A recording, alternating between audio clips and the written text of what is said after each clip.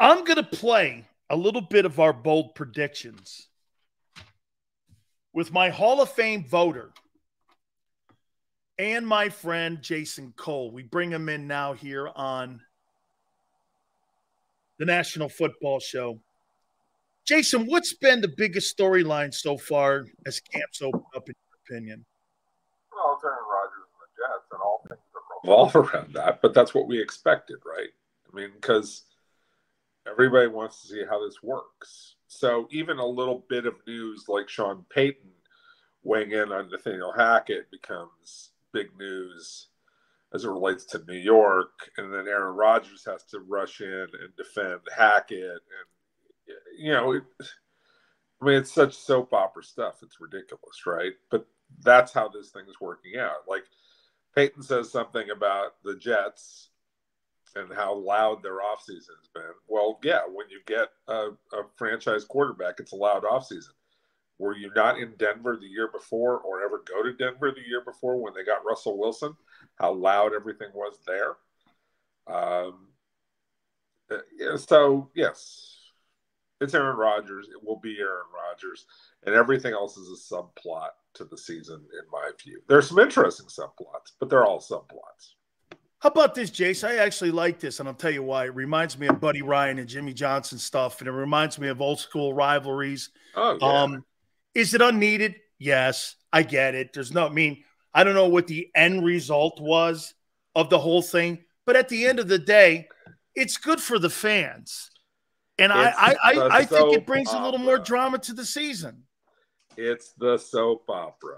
The NFL is the greatest male-oriented soap opera in the history of civilization. Okay? It just is. It's where cattiness and, competition, all that kind of stuff comes out.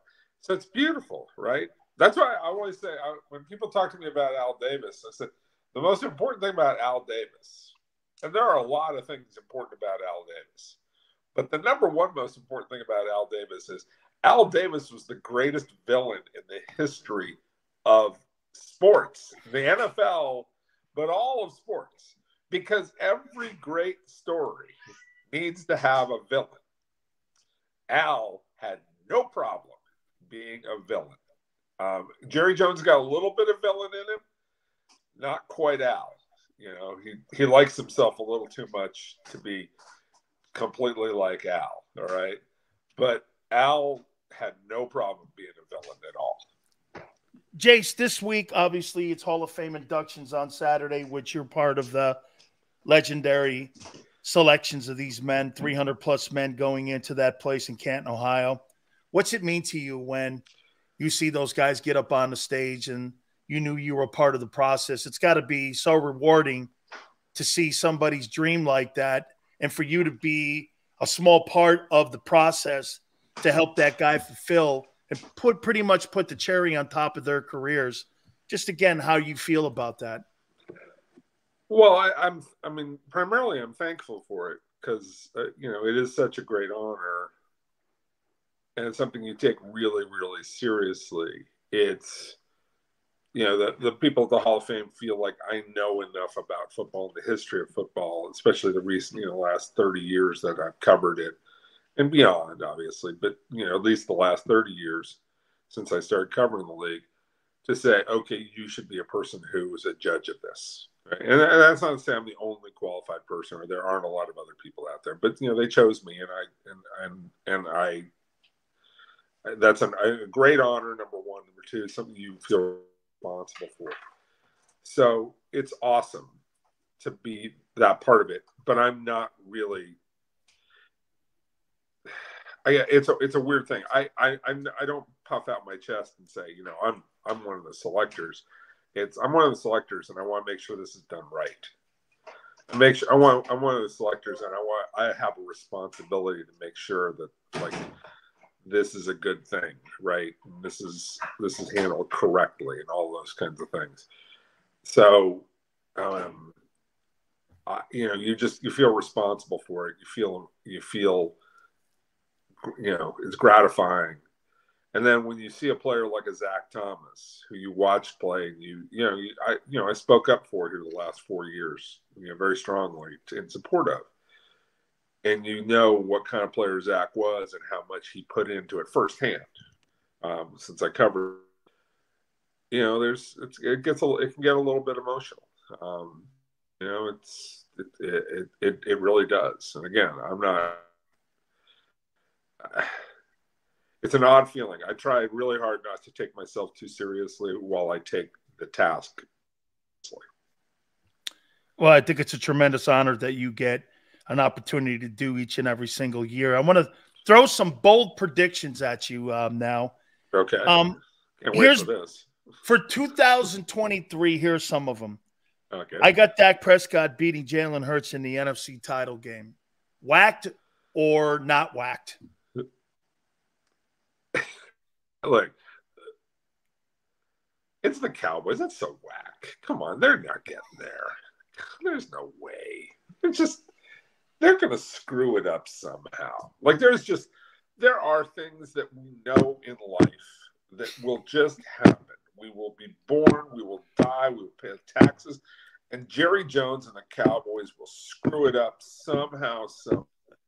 It is just guaranteed that that they're, especially if they're a hint of being any good, right? If they have a chance to actually be good, they will just completely crap the bed somewhere along the line before this, and they'll be awful. And this is one of those subplots. Like, hey, Dak, stop worrying about your interception total so much that you forget you got to go games.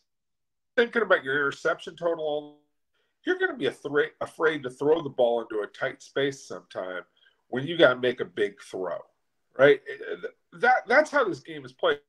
You're going to throw some picks. What matters is, do you win games? Yes, I understand you want to avoid interceptions, but that's not the ultimate goal of the game. The person who finishes with the fewest interceptions in the league is not guaranteed being the Super Bowl winner. It's not played that way.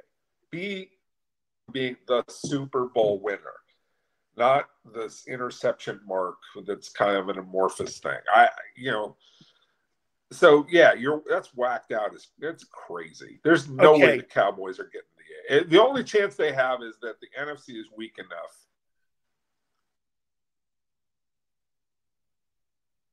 on the lack of competition. The Saints will be the #1 seed in the NFC. And the reason I say that is because they play in the worst division in football and they play the worst schedule in the NFL. I mean, there's really nothing on that schedule. And so when you're telling me that Dennis Allen is guiding a team to the #1 seed in anything? Because I think Derek Carr is going to go into a conference, like you said, that's not very good. Yeah, sorry, I'm not buying that one either. Okay, how about this one? The Saints have a nice little team. I like a lot of things about him. They still got Derek Carr, who's gonna turn the ball. I mean, the great thing about Derek Carr, and this is a good choice on his part, is he went to a climate controlled place, right? He's gonna play dome games or warm weather games most of the time, right? So that's a really, really good move for him. He's still Derek Carr. He's going to put the ball on the ground or he's going to throw it at critical interceptions.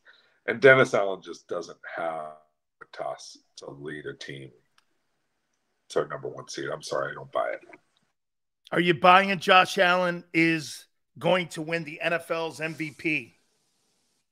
All right, say that again. I lost you for just half a second. Are you buying that Josh Allen will win the NFL's MVP? I put him right in the mix.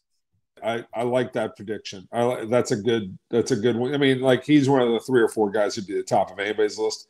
But I like that because I think he got pushed a little bit by poor performance at the end of last year. He got wild again. He got out of control again at the end of last year, lost the discipline in his play. I think that he's going to look at that and he's going to take it very seriously, because the one thing about Josh Allen that you can say is he's worked really hard on his game. to things that were wrong with his game, like his release and all that. So he's very conscientious about his play, just like Mahomes and the other great ones. But he's really conscientious about it, and I think he'll look at that and say, you know what, I wasn't really right at the end of the second half of last season, and he'll want to come back and fix that. So I like that. I think also the Buffalo Bills, like 2 years ago, they were on fire and then met that game in Kansas City and just blew that game in Kansas City, right? Yep. Last year, you saw it. They were playing as if they were trying to win a Super Bowl in September, and they just like came out like hell on wheels for the first 4 or 5 weeks of the season, right? And just decimated people. And you just sat there and you're peaking too early. They'll learn that lesson that no. We got to get through 12, 13 games, and then we got to peak at the right time of the season. And they'll be ready to take advantage of that. And I think that will work in Josh Allen's favor. And so I like Josh Allen as an MVP pick. I mean, I don't know that's the boldest prediction in the world, but, you can sell it however you want to sell it. Bill Belichick, 2023 will be his final season in New England. No, because he's going to get and this is going to be interesting because Kraft is a journalist in a lot of ways, and he respects the history of the game and despite the fact that he's pissed off that they haven't played that well, going that well, that Brady won a Super Bowl and all that, he's going to want Belichick to break Shula's record as a Patriot. Jason, that's 4.5 years away, man. No. I mean, total wins. Total wins, not regular season? No, not regular season. Just total wins because they'll manipulate the wins, okay. Right? Okay, and so by total wins, he will break Shula's record. And it won't be this year because I think he's 14 off, something like that. Yeah. It'd take a hell of a season. With the 35 playoff wins, I think he's like 14 out. They'd have to win 14 this year unless they made the Super Bowl. I don't see that happening. So, he'll get close, and then they'll sit there and they'll think about it and they'll go, we got to run it back for one more year to get him past that record, and he should do it as a Patriot head coach, and then he can walk. I just think that's as much as pressure as they're putting on Belichick right now to get it done right now. There's going to be a little bit of history part to this. He's going to get, he's going to win 9, 10, 11 games this year now, and that's going to put him within striking distance, and they're going to say, no, let's bring him back for one more year. That's my feeling. You like my prediction that Mike Vrabel will be the heir apparent in New England?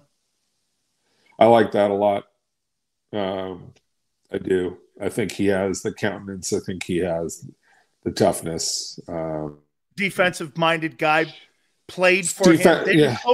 Didn't coach with Bill, but played for him a little bit. Knows the culture up there. Kraft likes him. I mean, it just seems like he fits that glove. I like that more than – I think Josh has once again – McDaniels, I think, which everybody thought was going to happen at one point in time, and he was tight with Kraft. I think McDaniels has proved that when you put him in the chair, he's just too controlling. And he makes kind of wacky decisions. And Kraft knows that you don't win with wacky, erratic decisions. You know what solid... Josh McDaniels' coaching style reminds me of? When Patricia was in Detroit. It just seems they seem similar. They're trying too hard. Yeah, they think they're Bill's clone, and the things that Bill did, they think they can do. And you know better than I do. Every chef has his own way of making a cake. You know what I mean? Right, you're not making it the same. Right. Well, and here's the one thing that they don't get. Bill understands players make the game. Right? Now, players have to be coached, but you get a great player. Like, you have to go get Lawrence Taylor. And there aren't a lot of Lawrence Taylors out there.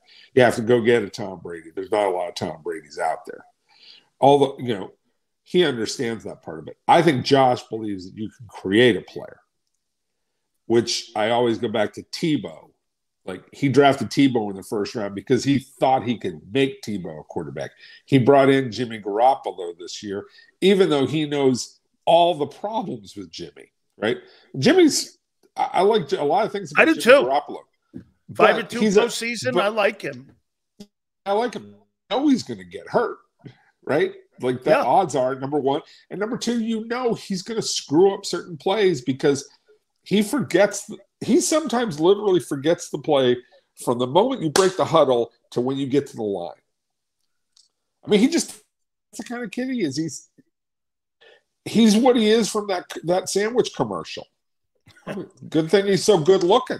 Like when the grandma literally says that, good thing he's handsome, like it's because he's kind of a bimbo, And sometimes you see him out there. Jace, I got one final question for you here. Sure.